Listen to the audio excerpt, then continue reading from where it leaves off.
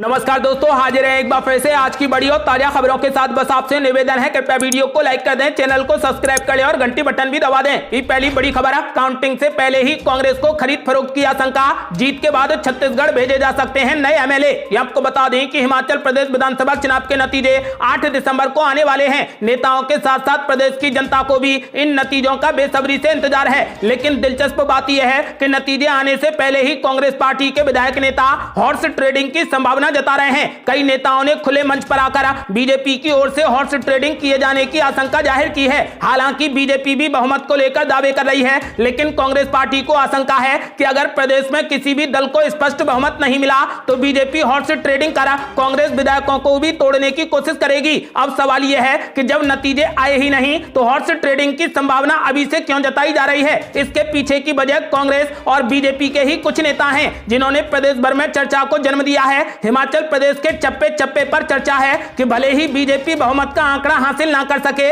लेकिन बावजूद इसके प्रदेश में सरकार तो बीजेपी की ही बनेगी। देश में इन दिनों चल रही राजनीति ये बताती है कि अपने विधायकों को बचाने के लिए राजनीतिक दल चुने हुए नुमाइंदों को अपने सुरक्षित स्थानों पर पहुंचा देते हैं। सवाल है कि संभावित हॉर्स ट्रेडिंग की स्थिति में कांग्रेस पार्टी के विधायकों के लिए सबसे सुरक्षित स्थान कौन सा होगा? आपको बता दें कि ऐसे में कांग्रेस पार्टी अपने सभी जीते हुए विधायकों को छत्तीसगढ़ ट्रांसफर करने की तैयारी कर रही है। और बड़ी खबर, मैनपुरी उपचुनाव में 28 नवंबर को रैली करेंगे मुख्यमंत्री योगी आदित्यनाथ। बीजेपी ने शुरू कर दी 2024 की तैयारी। आपको बता दें कि उत्तर प्रदेश के मैनपुरी में सिर्फ लोकसभा का उपचुनाव नहीं हो रहा, बल्कि 2024 में लोकसभा चुनाव की बिसात पर मोहरे भी सजाए जा रहे हैं। यूपी में मुख्य विपक्षी दल समाजवादी पार्टी के अध्यक्ष अखिलेश यादव ने कन्नौज से लोकसभा चुनाव लड़ने का संकेत दिया है। आपको बता दें कि भाजपा ने न सिर्फ उस बयान को लपक लिया है, बल्कि ऑपरेशन करहल भी शुरू कर दिया है। मैनपुरी के उपचुनाव में यूपी के मुख्यमंत्री योगी आदित्यनाथ 28 नवंबर को अपनी पहली रैली करहल में करने का संदेश दे चुके हैं। आपको बता दें कि दरअसल मुख्यमंत्री योगी आदित्यनाथ के मैनपुरी में प्रचार की रूपरेखा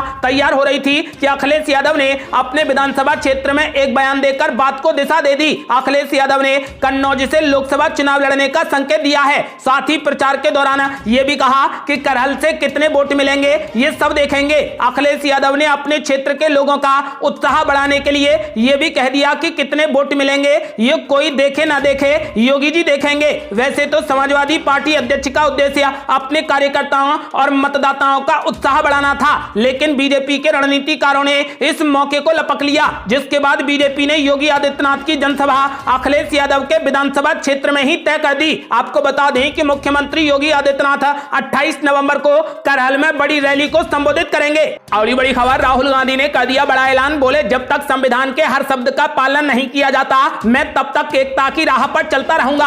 आपको बता दें कि कांग्रेस नेता राहुल गांधी ने कहा कि जब तक संविधान के हर शब्द का पालन नहीं किया जाता वो एकता की राह पर चलते रहेंगे। वहीं पार्टी अध्यक्ष मल्लिकार्जुन खड़गे ने कहा कि संविधान जीने का एक जरिया है और इसकी भावना हमेशा समान रहती है। संविधान सभा ने 1949 में आज ही के दिन भारत का संविधान अपनाया था, इसीलिए 26 नवंबर को संविधान दिवस के रूप में मनाया जाता है। राहुल गांधी ने कहा कि जब तक हमारे संविधान के हर शब्द का पालन नहीं किया जाता और हर नागरिक की निष्पक्षता एवं न्याय के जरिए रक्षा नहीं की जाती मैं इस मार्ग पर चलता रहूंगा। मल्लिकार्जुन खड़गे ने बाबा साहेब अंबेडकर के शब्दों को याद करते हुए कहा कि संविधान केवल वकीलों का कोई दस्तावेज नहीं है, बल्कि ये जीने का एक साधन है और इसकी भावना सदैव समान रहती है।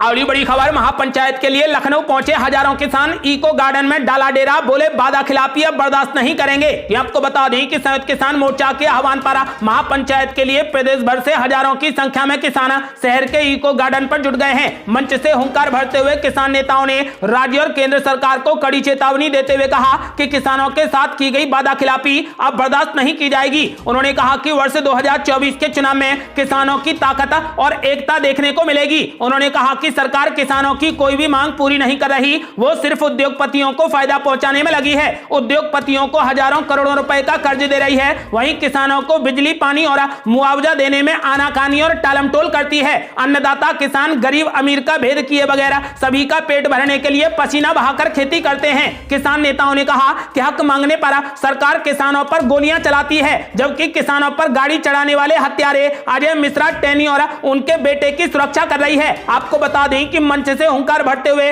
किसान नेताओं ने राज्य और केंद्र सरकार को कड़ी चेतावनी देते हुए कहा कि किसानों के साथ की गई वादाखिलाफी अब किसान बिल्कुल भी बर्दाश्त नहीं करेंगे। अगली बड़ी खबर, खतौली उपचुनाव से पहले जयंत चौधरी ने की राहुल गांधी की जमकर तारीफ। बोले भारत जोड़ो यात्रा जनता को जोड़ने का कर रही काम। ये आपको बता दें कि राष्ट्रीय लोकदल के राष्ट्रीय अध्यक्ष जयंत चौधरी ने कहा कि कांग्रेस अध्यक्ष राहुल गांधी की भारत जोड़ो यात्रा सांप्रदायिकता के खिलाफ है। राहुल गांधी मेहनत से अच्छा काम कर रहे हैं। भारत जोड़ो यात्रा जनता को आपस में जोड़ने का काम कर रही है। हालांकि जयंत चौधरी ने राहुल गांधी के साथ में यात्रा में साथ चलने की बात नहीं कही है, लेकिन उन्होंने कांग्रेस नेता राहुल गांधी की भारत जोड़ो यात्रा का समर्थन करा बड़ा सियासी संदेश देने का प्रयास किया। राजनीतिक विश्लेषक जयंत चौधरी के इशारों को नई रणनीति का हिस्सा मान रहे हैं। कांग्रेस ने उपचुनाव से दूरी बनाई हुई है और जयंत चौधरी के संदेश को मुजफ्फरनगर की खतौली सीट पर हो रहे उपचुनाव से भी जोड़कर देखा जा रहा है। सवालों के जवाब में जयंत चौधरी ने खतौली उपचुनाव को बड़ा चुनाव बताते हुए कहा कि इसके लिए वो सूक्ष्म स्तर पर प्रचार कर रहे हैं और जनता उनकी पार्टी का साथ देगी। उन्होंने कहा कि मुजफ्फरनगर चौधरी चरण सिंह और चौधरी अजित सिंह की कर्मभूमि रही है, इसलिए यहां पर किसानों, मजदूरों और भाईचारे की जीत होगी। आपको बता दें कि इस बीच राष्ट्रीय लोकदल के राष्ट्रीय अध्यक्ष जयंत चौधरी ने कहा कि कांग्रेस अध्यक्ष राहुल गांधी की भारत जोड़ो यात्रा सांप्रदायिकता के खिलाफ है और यह जनता को जोड़ने का काम कर रही है। और ये बड़ी खबर, चार्जशीट में नाम ना होने पर केजरीवाल और मनीष सिसोदिया ने मोदी सरकार पर बोला बड़ा हमला। कहा 800 अफसर लगाए फिर भी नहीं मिला घोटाला। ये आपको बता दें कि दिल्ली की शराब नीति घोटाले में ईडी ने चार्जशीट दाखिल कर दी है। इस दौरान ईडी ने कोर्ट को बताया कि हम अभी सिर्फ समीर महेंद्रू के खिलाफ चार्जशीट दाखिल कर रहे हैं, जल्द ही दूसरे आरोपियों के खिलाफ भी चार्जशीट दाखिल की जाएगी। ऐसे ही बीते दिन सीबीआई ने भी इस मामले में चार्जशीट दाखिल की थी। इन दोनों ही चार्जशीटों में दिल्ली के उप मुख्यमंत्री मनीष सिसोदिया का नाम शामिल नहीं है। आपको बता दें कि आम आदमी पार्टी इस चार्जशीट को मनीष सिसोदिया के लिए क्लीन चिट मान रही है। पार्टी मुखिया से लेकर नेता तक सभी केंद्र सरकार पर हमलावर हैं कि उन्होंने महीनों तक मनीष सिसोदिया को इस मामले में घसीटा। इस चार्जशीट के दाखिल होने के बाद दिल्ली के मुख्यमंत्री अरविंद केजरीवाल ने कहा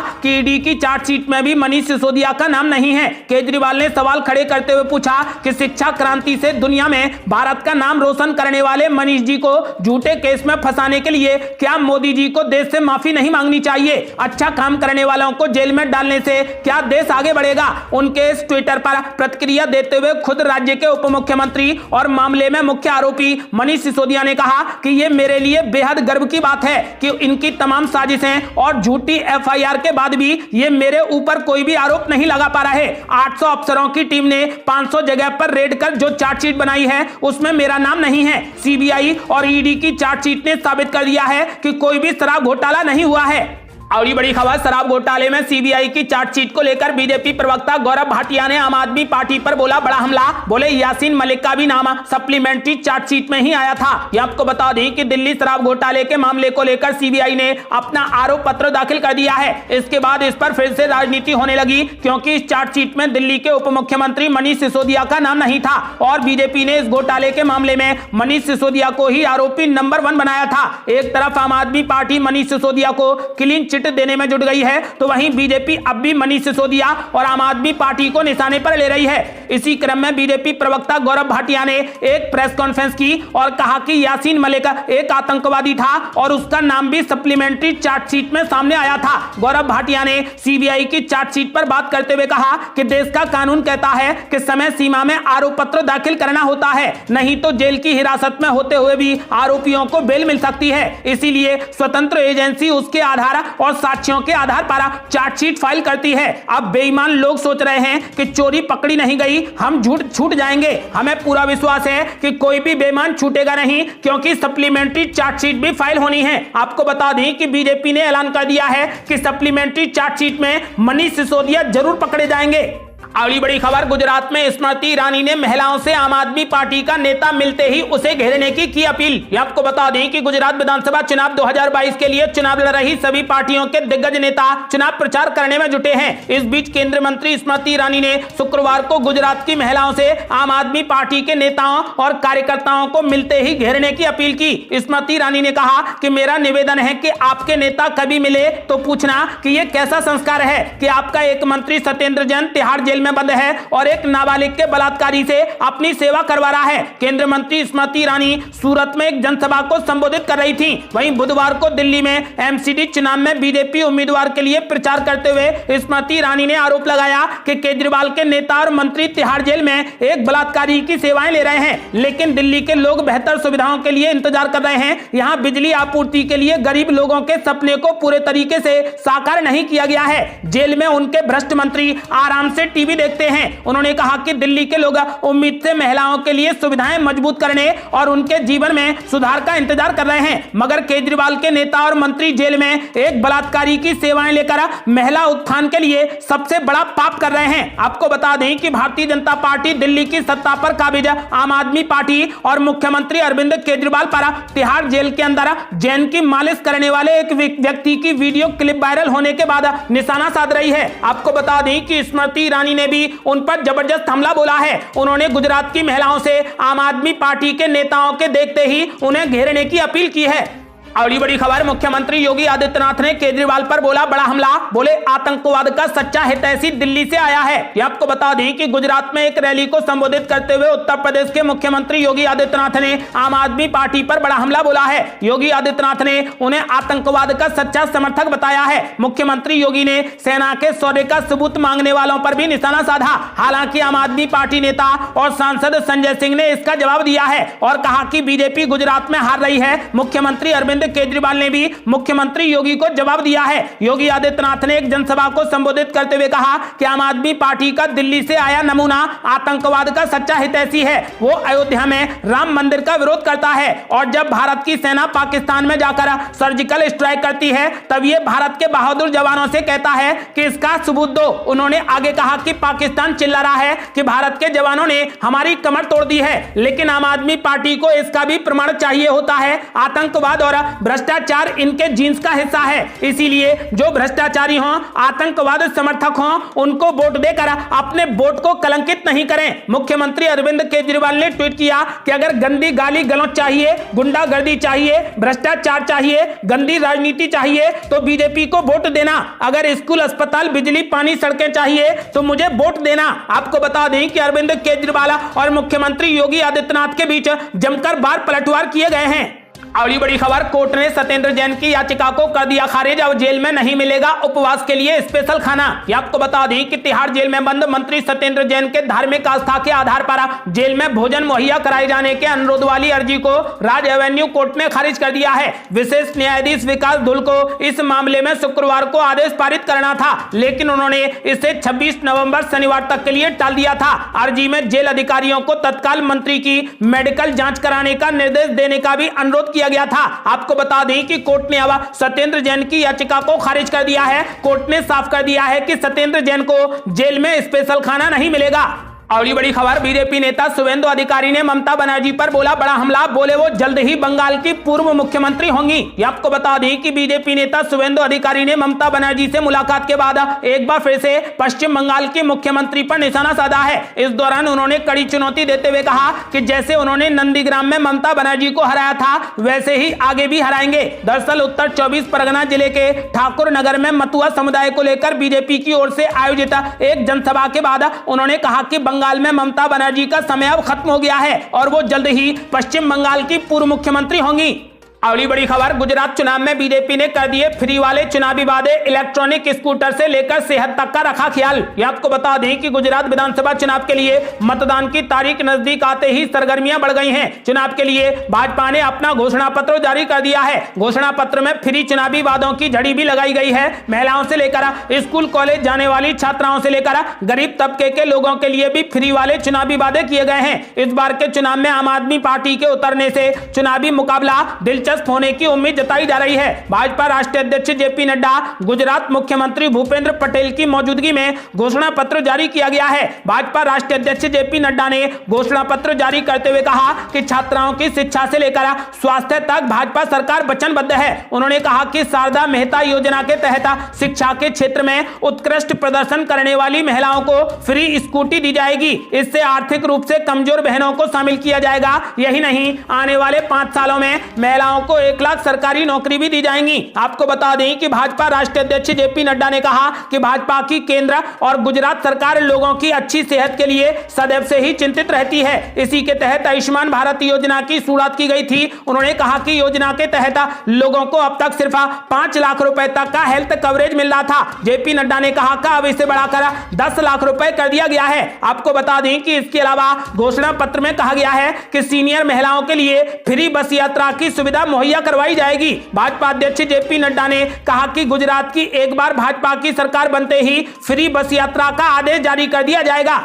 अगली बड़ी खबर, यूपी की सियासत में असदुद्दीन ओवैसी लगाएंगे बड़ी सेंध। ओवैसी ढूंढ रहे 2024 के लिए मायावती से गठबंधन का रास्ता। ये आपको बता दें कि लोकसभा चुनाव 2024 को लेकर 1.5 साल पहले से ही तमाम विपक्षी पार्टियों ने अपनी अपनी बिसात बिछानी शुरू कर दी है। दूसरी तरफ बीजेपी जीत की हैट्रिक लगाने के लिए बेताब है। 2024 चुनाव से पहले यूपी में कोई बड़ा बदलाव होने वाला है। ओवैसी और मायावती दोनों ही ऐसे नेता हैं जो कांग्रेस और बीजेपी दोनों से बराबर की दूरी बनाकर चलते हुए दिखाई दे रहे हैं, लेकिन दोनों का ही यूपी में दलित वर्ग के वोटर्स पर फोकस है। ऐसे में क्या ओवैसी बसपा के साथ में हाथ मिला लेंगे, क्योंकि दोनों को ही 2024 में उतरने का बड़ा लाभ भी दिख रहा है। इन दोनों नेताओं के कांग्रेस और बीजेपी से दूरियों के बावजूद भी विपक्षी खेमे से एकजुटता की मुहिम में जुटे नेता ना तो मायावती और ना ही ओवैसी से मेल मिलाप कर रहे हैं। तो क्या यह ऐसा संभव है कि मायावती और ओवैसी एक साथ एक सुर में बीजेपी के खिलाफ राग अलापेंगे? आपको बता दें कि विशेषज्ञों का मानना है कि आने वाले लोकसभा चुनाव में असदुद्दीन ओवैसी